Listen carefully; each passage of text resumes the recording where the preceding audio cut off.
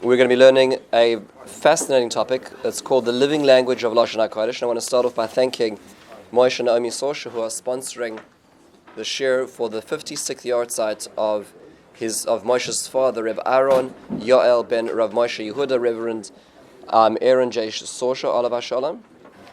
56 years is a long time, but he was a very active individual in the Young Israel Flatbush and Torah and Gemilas Chasadim of Kiruv Rechoikim. And for those who don't know Moshe yet, Moshe's not here right now, but Moshe's daughter is Amy Englander, and the Englanders account for half of the 830 million. And so it's a very, very special individual who's joined our community recently in the last year. Also today we're going to be learning Le'ilui Nishmas Yosef Tzvi ben Rav Pesach Halevi. So that's Mr. Harry Horowitz Elliot's father, whose yahrzeit is on Daled Shvat, which is this coming Thursday. Mitzvah Hashem, it should be Le'ilui Nishmasoi. The peiros are an indicator of the type of tree that they came from.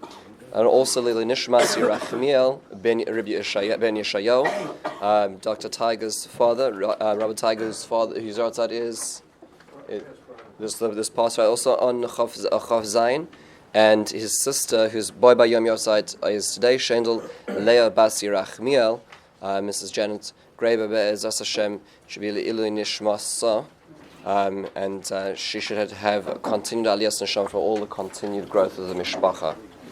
So I want to be honest with you just about this topic, is that it's too big to do in 1 week. So I decided we're going to go and see how far we can get in this particular topic, and I believe we're going to stop. There was two ideas I wanted to cover today. One is the core value, the inherent value of the language of Lashon HaKodesh, of the Hebrew, and I wanted to get into the resurrection of Hebrew as it is in this current usage today. But I don't think we're going to manage to fully get to the second one, because the more I research, the more there is to talk about it, there's more to learn about it, and it's a fascinating topic halachically and socially in and of itself. So perhaps we'll see how far we get into that. But let's start at the very beginning. You know, I have a friend who talks about how it's a bus in I think it's Efrat, and a seminary girl gets on the bus and she says to the driver, she says, "Kama kesef ani chayevet." And so the bus driver, without skipping a beat, looks at her and he says, "Shalosh izim." So sometimes we have to think to ourselves,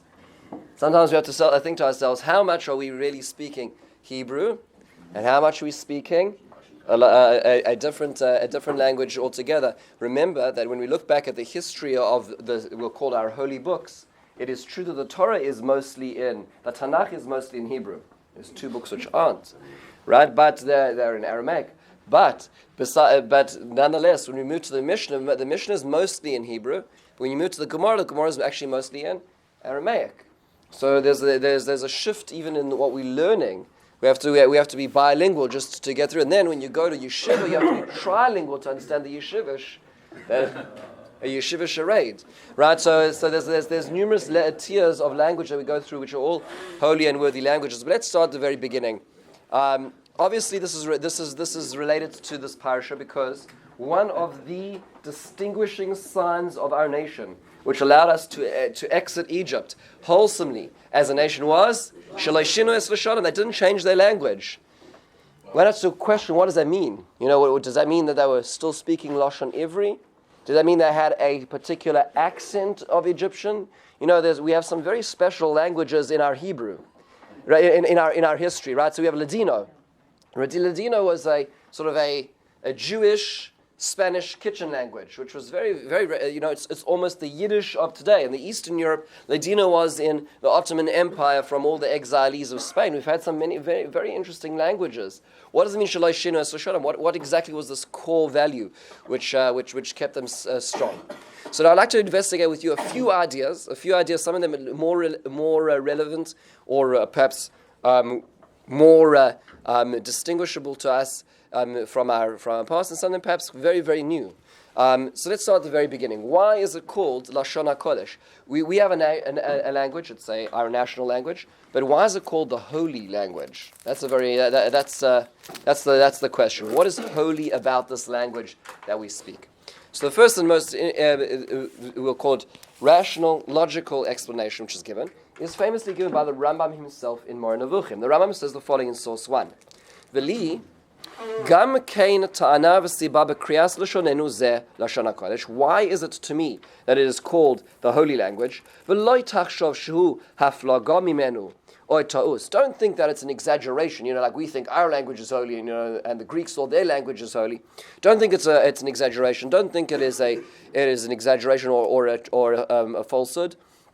Hu emes mibnei shezeh Lashon HaKodesh lo hunach boy shem klal lekli hameshagel v'lo min ha'anashim v'lo min ha'anashim v'lo leguf ha'maaseh hamevi liholada v'lo l'shesen v'lo l'tzar. This language contains no words for marital intimacy. It has no description of the sexual organs of men or women, and it does not have exact words for bathroom activity. Isn't that interesting? So you say, well, Rambam, you just used one of them, didn't you? Right? So the word neshagel appears numerous times in Tanakh. What does it actually mean? So if you look in the dictionaries, it's an alternative word for the word lishkov, which means to lie down. Now lishkov doesn't have any other connotations, but the Torah is using a euphemism. Now, as the Hebrew language uses a euphemism for it. Another example, he uses tsoa, which means excrement. So, but the word actually just means out. Right? It just means to say shesen just means a flow.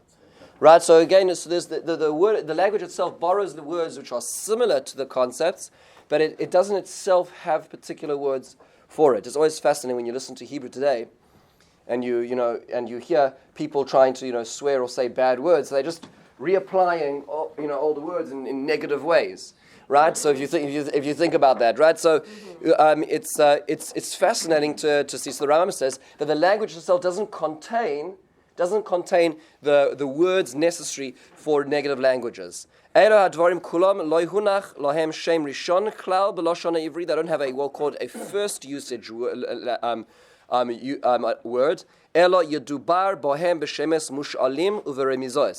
They use borrowed words and hinted words. And the point of this was, these things don't need to have definitions or names. The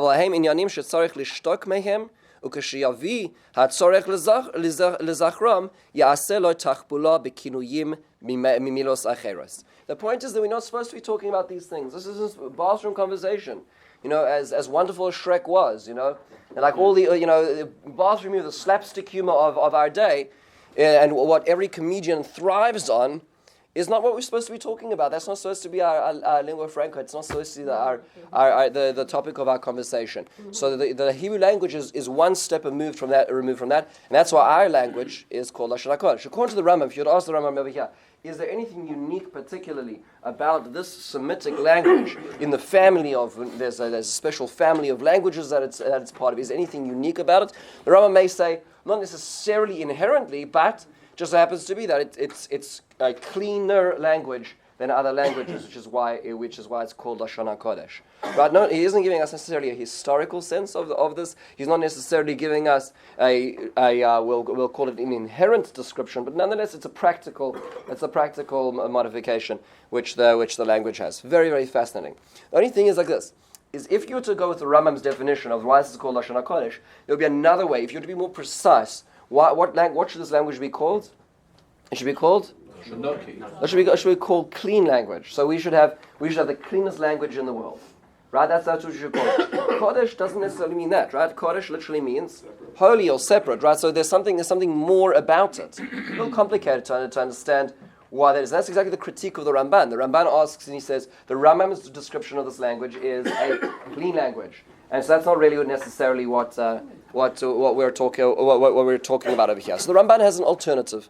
The Ramban is his later colleague. The Ramban also lived in Spain. Was exiled from Spain.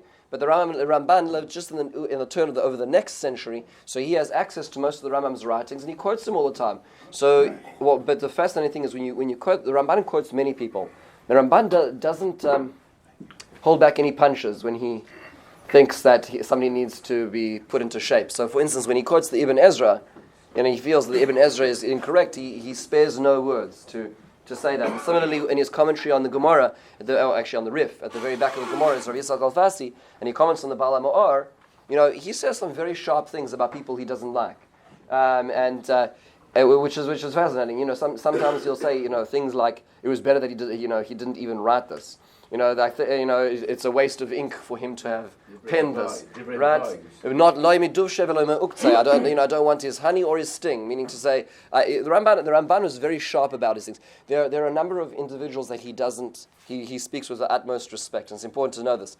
Rashi on the Torah. So Rashi, as he says in his introduction, he gives the highest crown. And the Rambam, although he disagrees with the Rambam vociferously in many places, he calls him Harav, the Rav, right? So today when we say the Rav, it depends which community you're in, but it means different people. When the Ramban said Harav, it meant the Rambam. Okay, so as difficult and as different an opinions they had, he has tremendous respect for him. And here's what he says in the second source, in the second paragraph. He says, no, I have a different reason, says the Ramban. Why is the language of the Torah called the holy language? They're called divrei kedusha kulam b'loshonahu ne'emru. It's because all the holy things that we talk about were transmitted in the vehicle of this language. That's simply the language Hashem speaks.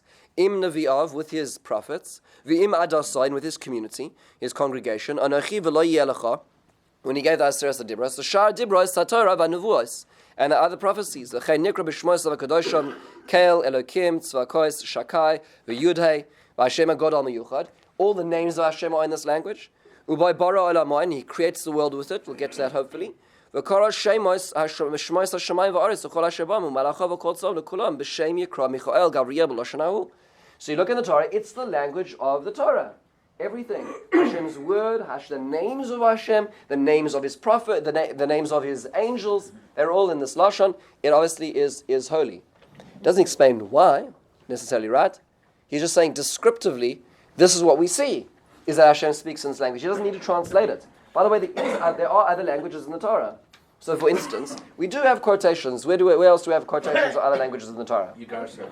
Right. So we know that Lavan calls, makes a bilateral peace accord with Yaakov Avinu, which, by the way, comes back to haunt them later on in Sefer Shmuel, where he says, they establish this pillar, and they say, we're not going to the end of Parshas Vayetze, we're not going to go across this only for trade, not for war. And so he calls it Gal Eid. Yaakov calls it Gal Eid, which is a pillar of a testimony, and he calls it Yagar Sadusa, which is in Aramaic the same thing. Sadus is testimony, Yagar, right? So we see other languages which are used. It's not like the Torah is ignoring the fact that there are other languages. But the point is that everything HaKodesh Baruch Hu says is in this language, which means to say it is automatically Lashon HaKodesh. It's interesting. It's almost as if, just to think about the way the Ramban is describing it, in Halacha we have a notion of what's called a tashmish mitzvah, which means to say that there's something which is used for the sake of a mitzvah, we treat it respectfully, even afterwards. It may not require the same level of genizah, but we treat it respectfully. So let's say we have a ushek lulav. So is a palm branch, holy? Not necessarily, but you take it, you make it holy because you use it for the mitzvah. So that means to say there's inherent kedusha. Why? Because it was the vehicle of a holy experience. So the Ramban seems to say over here that at the very least, and he's adding more actually. At the very least, it was something which the Ribbon Shalom himself used. It's the vehicle of it. He doesn't explain the why of it necessarily. He doesn't say why it gets to this point. Ari, you had a thought? No. Okay, good. So let's dig a little deeper. So we have level one is the Ramban. Rambam, where the Rambam says it is a clean language, doesn't have the words for various activities, and the Ramban says no, it's not just that; it's also the language of God. It's the language of Hashem Himself. Let's dig it deeper. Let's keep going step by step. The next level is about how language works, the convention of language.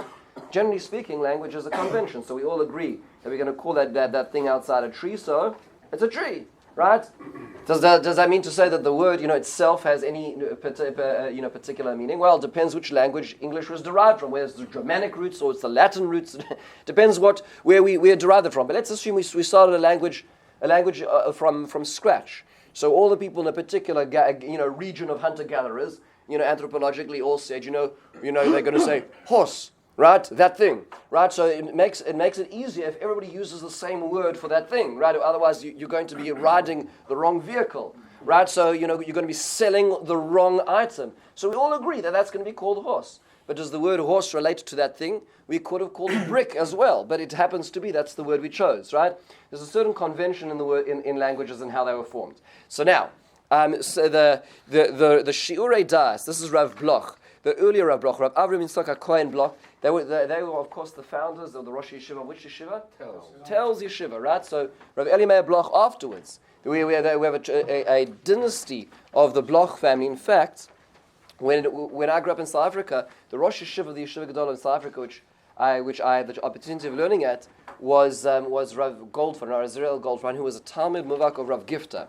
So Rav Gifta was, of course, the continuation of the Telz Malach. It's a very unique approach in the yeshiva world, and so there's a lot of kinship that I personally feel to the Telz approach to things. And the Shiurei Das is a sefer which we should all have a chance to learn. It's so brilliant, such insight into what we do on a daily basis. So here's what he says in source 3.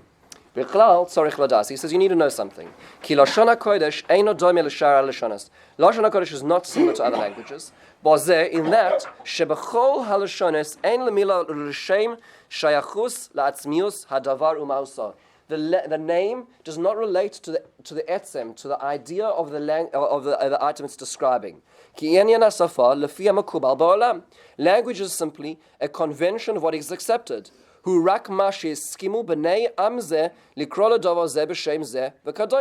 agree that we're going to call this a horse. We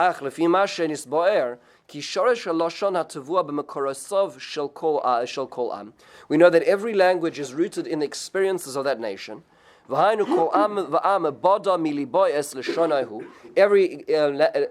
nation we'll call it invented from its own heart, from its own character, its national identity, its language, because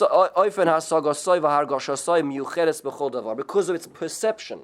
So the experiences that nation has of the things around it actually is going to now affect the way they call things.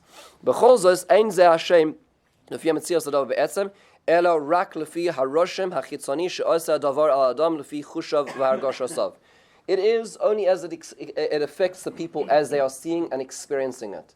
Not necessarily everything is an onomatopoeia, but the point is that different language, different cultures, and famously they say, and this is questioned academically, the Inuit nation has over 200 words for snow, because that's what they talk about. Like, how's the day? Well, it's been snowing today. So they have to have lots of ways to describe it. So there's each culture now decides based on its experience what they're going to call things conventionally. Lashon HaKodesh, mispateh kol davar lefi mausoi v'atzmusoi. Lashon HaKodesh actually describes the inherent essence of an item. V'ushemoy be'etzem, ki be'emes nasnu hashemos b'Lashon HaKodesh. The names were actually given in Lashon HaKodesh. What does that mean? Lefi sheroishem u'mekoram shel dvarim asher zeu ikar metziusam. So when we heard the word sus, that means to say that HaKadosh Baruch Hu, actually, who named it sus? Adam. So when Adam gave it the name sus, what he says wasn't that just experientially that's the thing which is going to be a trade item and gets me from place A to place B faster than the legs, right? It actually means to say that somehow inherently that is what it is. So he gives 2 examples. Let's take the word mitzora, for example. Name of a parsha. It's a condition of leprosy or spiritual leprosy. Sheshem mitzora hu moitzi shem ra. It is a contraction of the words to express negative ideas or a negative name. Shanagoyim boim al lashon hara. V'hainu, that means kilefi yedias ha'emes shoresh v'sibas hatzaras hu me'apgam hana'aseh b'nefesh adam al yedei avon lashon hara. You want to know how you get this condition? This condition is an expression of what you just did. This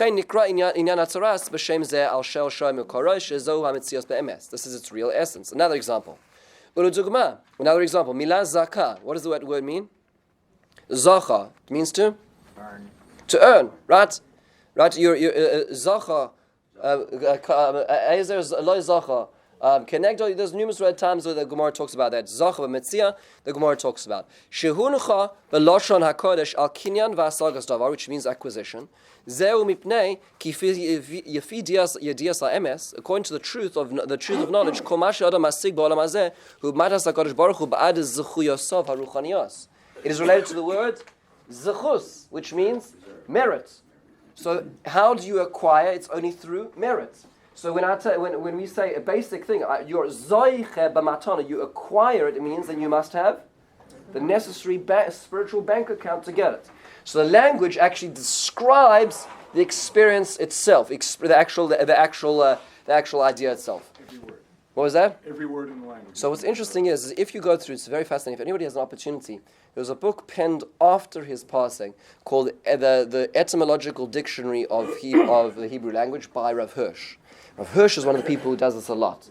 But he doesn't do it categorically. He does it, when you read the Torah, he says, oh, by the way, all the word like nachal. Nachal is a river, and nachal is a valley, nachal is an inheritance. And he talks about the word nun ches lamed is the notion of flowing from high to low, as an example. So it expresses itself in numerous examples.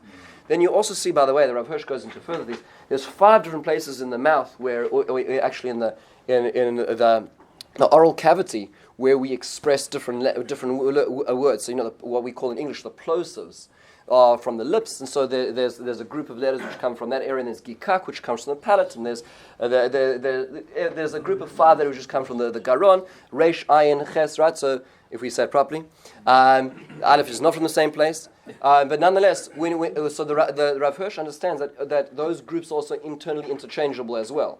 Which is why Rav Hirsch will often do things, and you think, well, how's he doing that?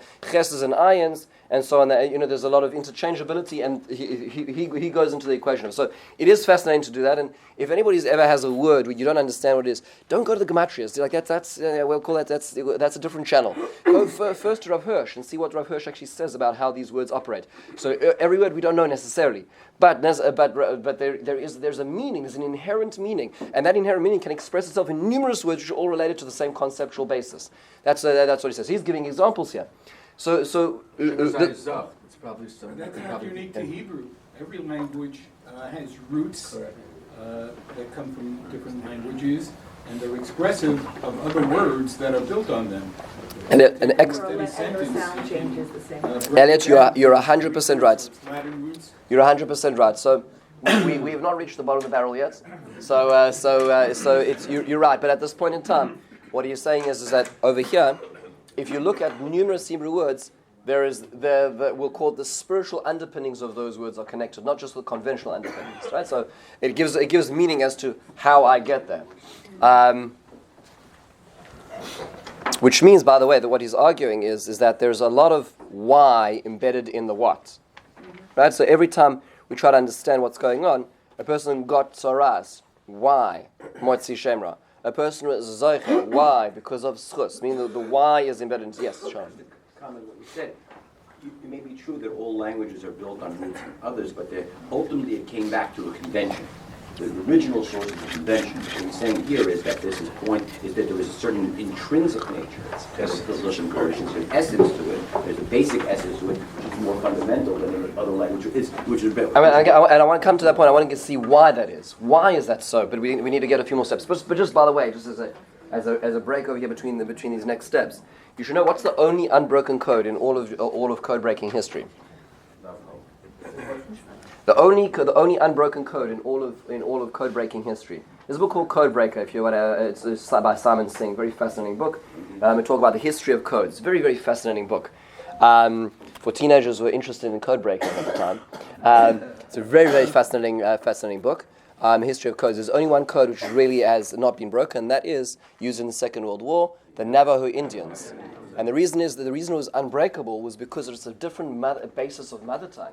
Meaning to say the Japanese had no way of breaking it down. You can't break it down in the same sentence division where verbs are used in a particular way. The languages operate so completely different. I mean, to be honest, they didn't have so long, right? It wasn't such a long time, but nonetheless, that is how different the languages are. So perhaps next week, if we have a chance, what I'd like to do is, in terms of the devolution and the reconstitution of languages, to focus on the notion of what's called the Dora Hapalaga, where languages devolved, at least in the Torah's description of it, and how they were reconstituted into or the movement back towards unity again. I was just going to actually ask Yeah. when we're young, we all learn that Hashem just created all these different languages. So why are we talking about where languages come from? Great. So that's what we're going to try to do next week. And Mr. Hashem, when we have a little more time, is like let's look at where the Torah describes the breakdown of language and what actually happened there. Because you're right, it sounds like they're all from one source in the beginning. We have to see how that works historically speaking, archaeologically speaking. Elliot, we're going to have a conversation. Mr. Hashem. So. I want to dig down to two more levels. The Maharal describes this, and I would actually learn this with you because these are so important, and we've heard these ideas floating around, but these are really important ideas. The Maharal says in his sefer called Nesivas Olam, he goes through various concepts in Judaism. This is called the Netziva Hatznios. What we're going to do is not the whole source and source 4, but we're going to go into an idea where he digs it deeper. It's not simply that it's a fundamentally defining language. It's not just like the Ramban says, where it's the language that Hashem uses to speak. There's more than that. Here's how he expresses it. We're going to drop down into the fourth source to about 8-9 lines into it. The last word in the line is Lashon. 2 words from the end of the line is Omnam Lashon, by little periods. He says, Omnam Lashon HaKodesh, when a human being speaks Hebrew, he is expressing the inner holiness that that person has inside of them. What does that mean? Every human being has two languages. One is definitionally attached to the inner source of who they are. Vasheni, and the second one, Hulashon Hamoni, is we'll call it the language of the masses, what you need to get bus tickets. We live in the world, and in that world we express ourselves in that language. We should think to ourselves, what's the balance in our lives of those two? Okay, just that's worthwhile thinking about, like, how much do we use either? Why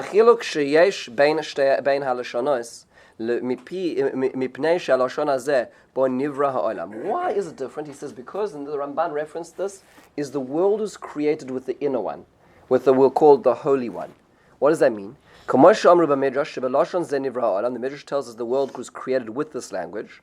This is the language of the Malachim.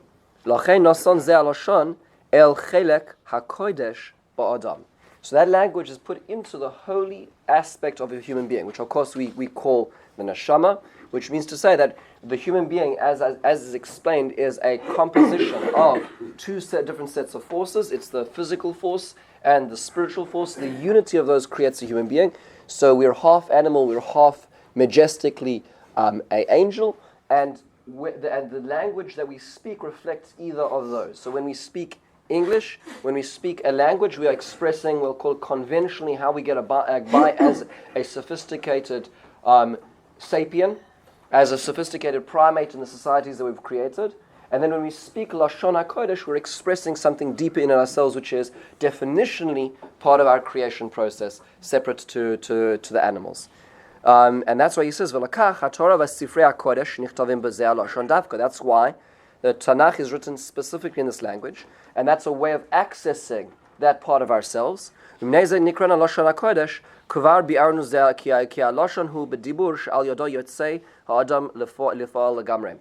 by talking, we're expressing who we are.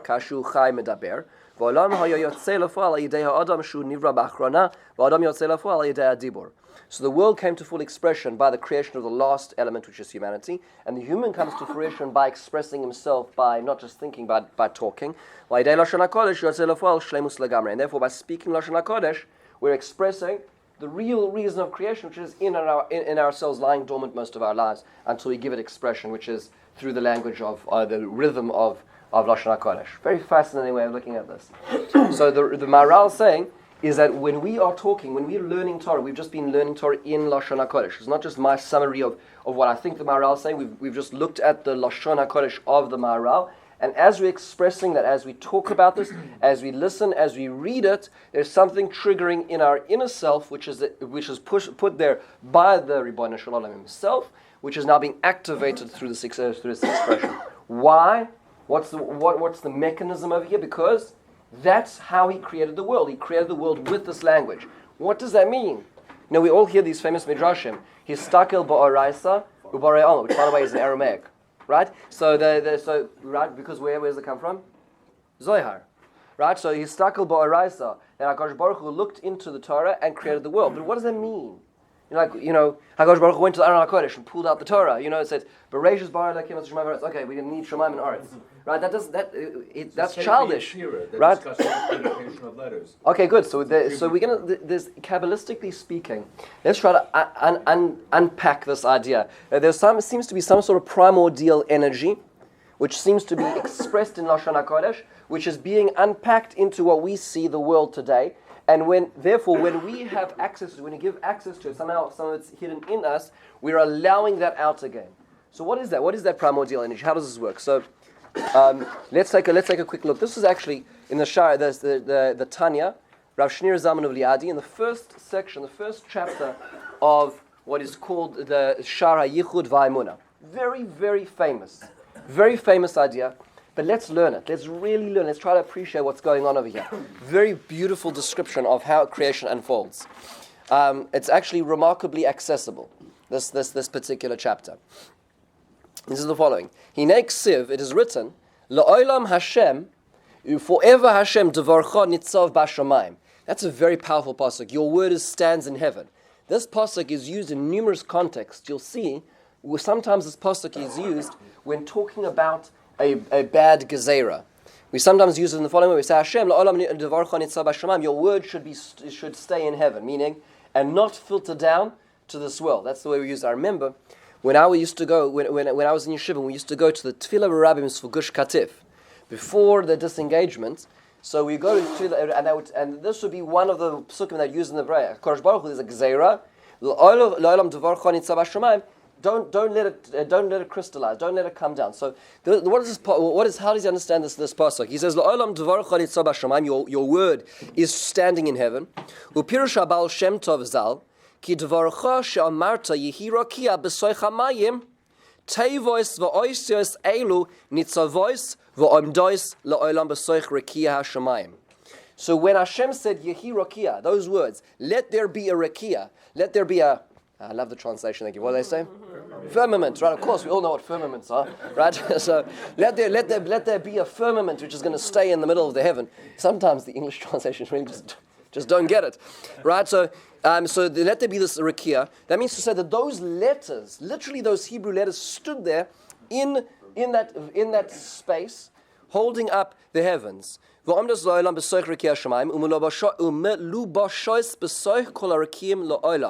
And they are clothed, their spiritual reality is clothed by a physical reality, and they remain there forever. To give sustenance, we'll call it life energy to that element of the creation. The words of Hashem will be established forever. That doesn't mean that Hashem's prophecies will be fulfilled. That means that the words itself are, in fact, the pillars of creation. That's what he's saying. And his words are living and existing forever. If for a moment those words were to disappear, let's say the words rakia, which is existent in the world, actually were to disappear, chas v'shalom, and return to their source, hayukol hashamayim ayin v'efes mamash. It would all return to primordial chaos. Right, so the reality that we witness, the physical reality we're witnessing, is being propped up by a spiritual reality which is holding it in place. And it will be as if they never existed, were they to be retracted, as it would be before Hashem says Yehi Rakia.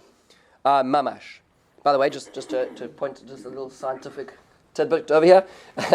So, when looking at the Big Bang, the coalescing of the world as we know it today, famously, there are a number of parameters which are necessary for the Big Bang to exist. So, for instance, when there's this huge explosion of energy which continues to expand and is continuing to expand, according to some theories, is contracting and expanding, but as energy is expanding at that first moment, there are a number of parameters which are necessary for that expansion to have occurred. So, for instance, you need to have a certain balance, a certain window between too much gravity and too little gravity. If there was too much gravity in the, at that point in time, the expansion wouldn't have coalesced. It would have simply just closed in upon itself. If there was too little gravity, then everything would just continue expanding at a rate where nothing would be able to coalesce internally. There's actually 7 parameters which are necessary for the coalescing of the Big Bang to operate in a way where there would be universe, clumpiness, gravity. There's a number of different parameters, and the window of existence, the window of possibility of each of these existing are infinitesimally small numbers. We're talking about, like, I believe, 10 to the negative 67 for gravity. We're talking about very, very small windows of in that first moment. So you read the Tanya, you say, yeah, if the word hadn't been there, what does it really mean? Scientifically speaking, there are certain inner parameters that allow the world to exist as it is. And what he's saying is, spiritually, the word rakia is one of those ma'amaros, is one of those ideas which is still there holding it together. Why is it? We have 4 forces, right? We have gravitational force. There's 4 forces. There's intermolecular forces. There is the force between electrons and protons. And the strong force, the weak force. Why do those exist? Like, where do those come from? What's holding them together? Where's the glue? We can describe them. We can even predict where the possibility of an electron may be. But why is it there? Why does that exist? What force is holding that all together? Why is gravitational pull so much weaker, thank God, than the intermolecular force? Why? We don't know these things, but there's certain parameters holding the world together. So what he's saying is that, as an example, the word mirakia is one of those forces which is holding together one aspect of the universe. Were it to disappear, that part of the world would collapse retroactively. Now, V'chein b'chol haberuyim sheb'chol ha'olamos elyonim v'tachtonim, the higher and the lower worlds, afilu eretz halozu hagashmit v'chidush rat v'chidush doimem mamash ki ilu hoyu mistalkos mimeno kerega l'rega chas v'sholom ha'oisios ma'aserem amoros shebohen nivra ha'olam ha'aretz b'shesh zimei bereishis hoysa chozeres la'ayin v'efes mamash k'moi lifnei bereishis shesh zimei bereishis mamash. So it says everything you look at around you has some force which is feeding it to exist. Were that force to disappear, it would disapparate. It would no longer exist. V'zesh Amar HaArizal, he quotes Rav Luria, who says, "Shegam b'domei mamish k'moi avonim v'afar v'mayim." Let's take basic material, basic matter that we see around us: stones, dust, water. Yesh b'chinas nefesh v'chius ruchonius. There is a certain level of spiritual life to that. So in that stone, there's a certain level of life. What does that mean? Dahaino bechinas hislabshus oisios hadibur me'asara mamoros hamachayos v'hamavos es hadomem lios yesh mi'ayin ve'efes shlifnei sheshes imebereshes. There's some sort of spiritual energy which is moving from, we'll call the ma'amar, which was one of the 10 building blocks of creation, through the letters into what this is. So therefore he says, read through Bereshis, Genesis 1, and you're not going to see the word Evan. It doesn't exist there. So that was odd. That was artificial. How did it work? Where did it come from? Right. So how does that work?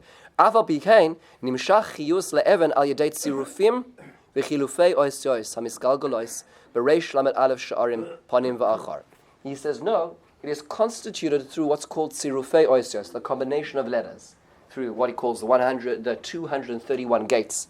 What does that mean Kabbalistically? What does that mean, just to appreciate tzirufei oisios? This is a concept you hear a lot of times, tzirufei oisios, the combination of letters. It's a very powerful concept. The way to sort of think about it is the following. Is, like when we look at the periodic table of elements, so we see, over the last 200 years they've discovered a huge amount of this, going... it was a very fascinating time when these were all being discovered. You could isolate elements. And this is no longer just a metal, but you know exactly what element is in the metal. Humphrey Davies did a lot of work in this, but through electrolysis 200 years ago. Very fascinating history as to the development of the periodic table of elements. What the Baal HaTanya is saying is that there's a spiritual table of elements, which means to say, and on it there's actually really 22 qua 27 elements. And they are the alphabet. There's Aleph, there's Beis, there's Gimel, there's Dalet. There's 22, and then there's another Sophios. The last letters also operate differently, which means that each letter in and of itself has a certain force, has a certain spiritual definition. And just like when I put together H2SO4, which means Yeah, don't. Yeah, so it's important to know these equations, right? So when you know about sulfuric acid, right, we don't mix that with food, right? So it's important to know that equation, right? So when you see that on the bottle, you might not have a skull and crossbones. You need to know that to keep it away from kids. So H2SO4 means when you have 2 hydrogen atoms and you have a sulfur atom and 4 oxygen atoms, you combine those in a particular with a particular right amount of energy, and you have a new entity called sulfuric acid, right? So in that, you've taken certain elements which create a new element, which means to say, if I take the word, the element, we'll call the spiritual elements, aleph and a beis and a nun sofis, there's a new element of energy in the world which is called even, which means stone. It didn't just come into being, it is a combination of different energies which now exist as translated into a physical world as an even. So you may not see the word even in Genesis 1, but you do see the building blocks for creation which translated and connected to each other actually turn into it. So coming back to, Elliot, just to come back to your question, it's true that many languages have, we'll call it mother groups of ideas connected to each other. What he's saying is it's more than that. He's saying over here that actually every letter itself has a definition. Every letter combined with another letter creates a different result. So for instance, when I take NaCl, which is salt, right? Salt is one of the most stable and safe substances, obviously everything in balance. But NaCl, but if you were to take sodium by itself as an example, sodium reacts with oxygen all the time, so you have to actually cover it in petroleum. You can't, or in alcohol, you can't allow it to be exposed to the air. Put sodium, pure sodium in water, it explodes, right? Put sodium in a tongue, it will go through your tongue and the bottom of your jaw, right? Sodium is a very dangerous and unstable substance by itself. Chlorine. Look what the Germans did with chlorine. Forget the Second World War. Look at the First World War when they started using chlorine gas. It's heavier than oxygen and goes along the ground. They use it in the trench warfare when the wind was blowing in the right direction for them. Kills you, suffocates you internally, fills your lungs up, you die. Right? So what do? You take chlorine and sodium, put the two together, and you get one of the most stable salts in the world. So you take two very different elements, put them together, and you have a completely different outcome, right?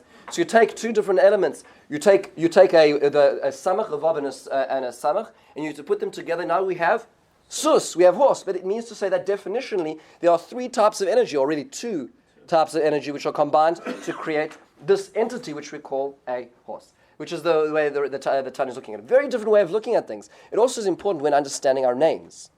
Right? Our names aren't just, happenstance that we happen to have names. I mean, like a person's name is David, you have to understand what the word David actually means. What does the Dalet mean? I would highly recommend, if anyone has a chance, there's a book by Rabbi Monk called the Hebrew alphabet. It was published originally, the wisdom of the Hebrew alphabet, and it is published a number of years ago in ArtScroll. I saw a reprinting. I was able to get my hands on a copy recently. And he goes through literally every letter, and he says what's the history of it, how the Gemara says about it. So he dips sometimes a little mystically into some of the ideas to understand what the building blocks of creation are. Numerically, there's numerous codings as to what's going on over here. So that's what the Baal Tanya says. That's what creation is happening. So we'll call it 10 general platforms called Ma'amaros, and into those platforms there's a certain amount of energy translated into 22 different pieces, which are the letters, and recombined gives you reality around us. That's what makes it special. You see, this is why we're not going to get into Hebrew today. There's one last fascinating halacha, and this will perhaps give us, you know what, actually I'll leave the halacha to tomorrow. I want just one last interesting source, and then we'll hold it for today. And next week in Mitzvah Hashem we'll talk about the devolution and reconstitution of language. And this is over here. You'll notice that when was the first time that we stopped really speaking Hebrew as a nation? When did we stop? When did that cease to be as a national entity? So it's really at the first exile, when we moved to Bavel and we sort of adopted more Aramaic. And even when we returned, when you read Sefer Ezra and Nehemiah as an example, the end of Nehemiah talks about the Jews coming back to the second Commonwealth, where the second Beis Hamikdash was allowed to be built, and there's a lot of Jews who are speaking different languages. They were medabrem Lashon Ashdodis. It says they're speaking Ashdodian, which probably means some form of the local languages over there. Which is why the Rambam says, in fact, that Anshe Knesset Gdolah saw it fit to create the Siddur at the time. They created that time because people were not able to access Lashon HaKodesh in the same way. What happened? Why was it so? That was 70 years. It was so fast. That from then onwards, Hebrew has not really been the staple of our national conversation. So the Chasam Sofer says a very fascinating thing. He says in Parshas Vayigash, a very interesting insight. And he said that the Lashon HaKodesh is also something which is so lofty, which has so much inner depth to it, that it preserves its existence by only being allowed to be spoken in we'll call it, in the pristine environment of the land of Israel. And the moment that we, the Jewish nation, lose our connection to the Jewish homeland, then the language itself departs as part of the national conversation. So even though we returned, the second Beis Hamikdash was far from the first one. We were paying Persian taxes. There was a wall in it called the Wall of Shushan, right? Meaning it was a very small and humble Beis Hamikdash compared to the first one. Why? Because the Lashon HaKodesh, we weren't worthy necessarily of the Lashon HaKodesh at that time. Which is now the springboard for a very fascinating question is that today, a remarkable almost 8 million people today are speaking Hebrew. 8 million people, a language which was not the parlance, was not the language spoken in the streets for 2,000 years at least, which is a remarkable, it's never happened. There's no other language in the world which has ever experienced that, which is dead and be reconstituted as a living language for 8 million people. The question is that a good thing? Is that something? Is that a high? Is that a low? Is that something which brings us high, or is it something which maybe we're not worthy of? There's a lot of discussion in the last 100 years about exactly this point, because as the resurgence of Zionism came in, the question is should we still be speaking Hebrew? Do we rely on our godless languages? Are we worthy of the language of Lashon HaKodesh? Which is going to be the discussion next week. So thank you very much. Rabbi Chanan Mekash Baruch Hu Baruch Hu L'Zakos Israel V'Yichach Yebal Torah Mitzvah Shneimar Adonai Chovetz Mantziko Yagdil Torah V'Yadir.